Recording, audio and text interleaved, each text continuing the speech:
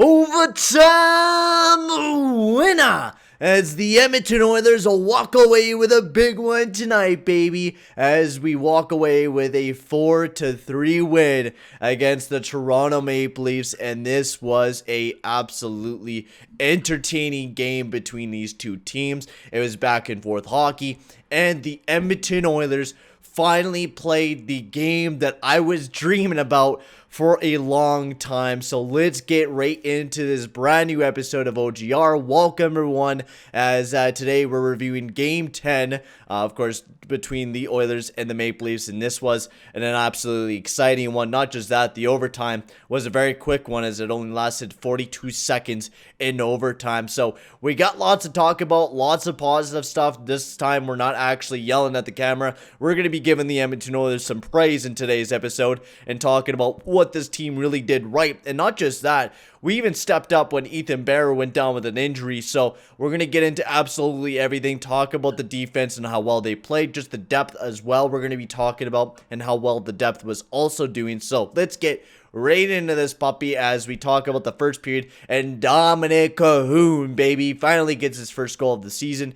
And this guy was given a lot of ice time, and for the reason why was because they earned it. They earned that ice time between Cahoon, Draisaitl, and Yamamoto. They were having a fantastic night all night long. Cahoon was playing great. He was playing a great forechecking. Not just that, Draisaitl as well. You cannot deny this guy was great at back checking, great at forecheck. He saved us a lot by hooking up Matthews, by hooking up Nylander or whoever. He was able to tie up players and play a really good defensive game. If it was a 2-on-1, Draisaitl made sure that it wasn't a 2-on-1, and that's the type of play that we need to play. We need to have Draisaitl in our forwards, haul ass, get him our own end, back check as much as we can, because we can't rely on our defense all the time, and nor can we rely on Mikko Koskinen, who did play great, and we'll get into him later on. But we need to step up with our offense and to help out on the forecheck and help out defensively, which is what we've seen big time from the Yamamoto, Draisaitl, Cahoon line.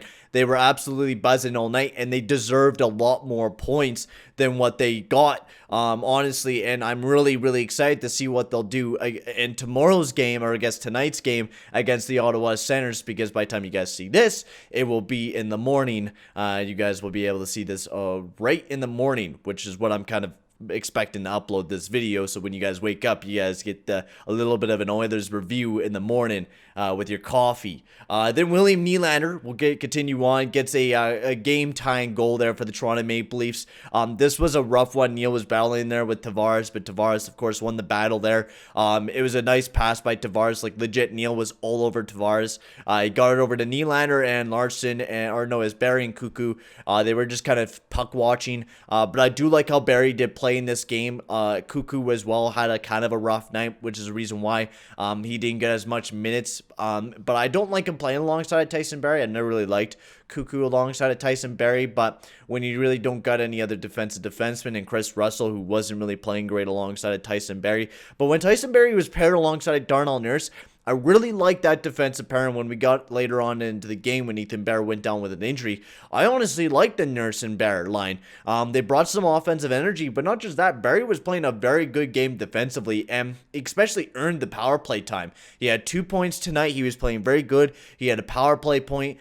Barry was doing a lot in this game tonight to help out the Edmonton Oilers get a big W, and this is what we were kind of dreaming from Tyson Barrie. This was the kind of image, was that he could bring a little bit of defensive stability to the team, and not just that, bring that offensive drive, which I really liked the way that he played in this game. Had 3 takeaways, had 2 blocks, 5 shots in the net. Barry was really buzzing, and that was the type of game Tyson Barrie really needed to have. But don't you worry, boys. Josh Archibald gives us the lead 2-1 and puts the Oilers in a very good position. It was a beautiful pass by Connor McDavid, tucking it right over to Josh Archibald, and honestly, beautiful play. I was really, really impressed impressed by it. And Archibald getting his second of the season. And we were seeing this a lot where Ennis, Archibald, and McDavid played on the same line. And I really enjoyed it because Ennis was working his ass off tonight, which I'm actually kind of glad. I think that being him sent down to the taxi squad kind of told him, like, hey, man, I got to play a lot better if I want to earn a spot here in the Edmonton Oilers, or I'll be yanked out for Nygaard or Jujar, whoever, right? But I like Tyler Ennis' game, which is the reason why we got a goal here, was because Tyler Ennis passed it back up to Archibald. Archibald swung it around to McDavid. Nice setup pass to Archibald, and it was a perfect way to get on the board and to give us that lead. And then going into the second period, our power play was buzzing tonight, and Connor McDavid was able to get a huge power play goal. It was an absolute mad dash, a nice pass by Barry, and McDavid just took it all the way. He took it all the way, put it in the back of the net, even when he was falling. It was an absolutely beautiful goal. He's like, kind of got tripped up by Muzzin, kind of got hooked there, and he was about to fall, but then flicked it above Anderson. Absolutely beautiful goal. We go up 3-1, and we have a demanding lead. But you kind of have that feeling that this team is kind of going to lose the game, and I already knew what was going to happen. It was 3-3, but I knew, like, if I was actually watching this game, you would kind of know, like, the Toronto Maple Leafs are going to make a comeback, aren't they? That's just how this game's going to go. And yes, it certainly did. Austin Matthews with a big one there. It was kind of a weird bouncy puck, and it just landed right on Matthews' stick, and he just rifled it right in the back of the net. And you're going to have those types of goals where the puck just bounces all around. And then I think Nurse took a penalty. All right, Leon Draisaitl took a cross-checking penalty, which was a dumb penalty by Leon Draisaitl. Definitely did not need to take. And Zach Hyman was able to get his second of the season and put it that right in the back of the net. He was kind of left open,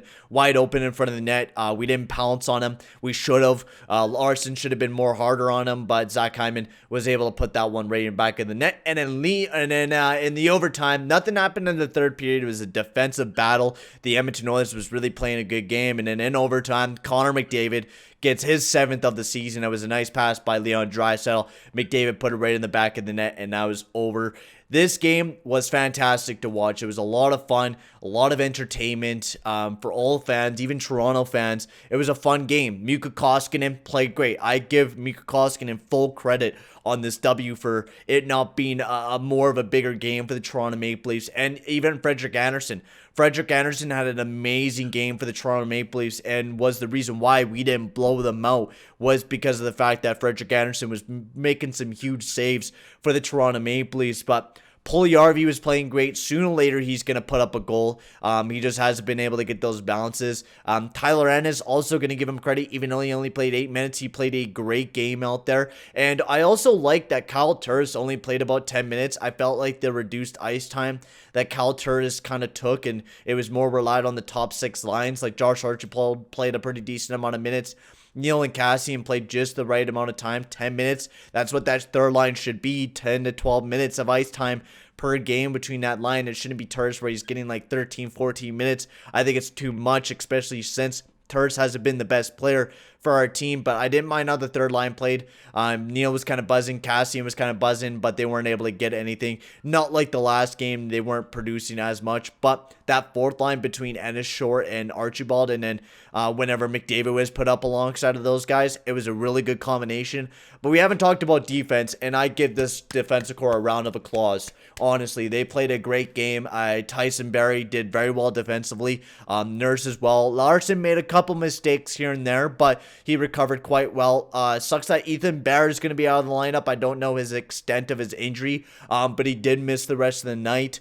Don't know necessarily what happened. We'll have to figure out that probably tomorrow. But hopefully he's ready to go. But if not, hey, we got Evan Bouchard, baby. Maybe the Booch Bomb will be making his debut against the Ottawa Senators. And we might be seeing Troy Grosenick go up against the Ottawa Senators in the next game, because, I mean, we can't keep playing Mikko Koskinen the way that he's been playing. So I think Grosenick will be getting the start against the Ottawa Senators tomorrow. It's a back-to-back, so we're going to be back at her again tomorrow against the Sens. Also, this was the first night where we got to see the reverse retros for the Oilers and the Maple Leafs. It was pretty entertaining to see the reverse retros, honestly. The jerseys looked really nice for the Oilers. The Leafs kind of looked a little bit goofy out there, but honestly, really good game by the Edmonton Oilers. This was a picture-perfect game, and we need to continue it. Sure, there's going to be some problems and some issues that we need to fix, but this was a game that we really need to have a momentum-boosting win. And like I said, Oilers fans,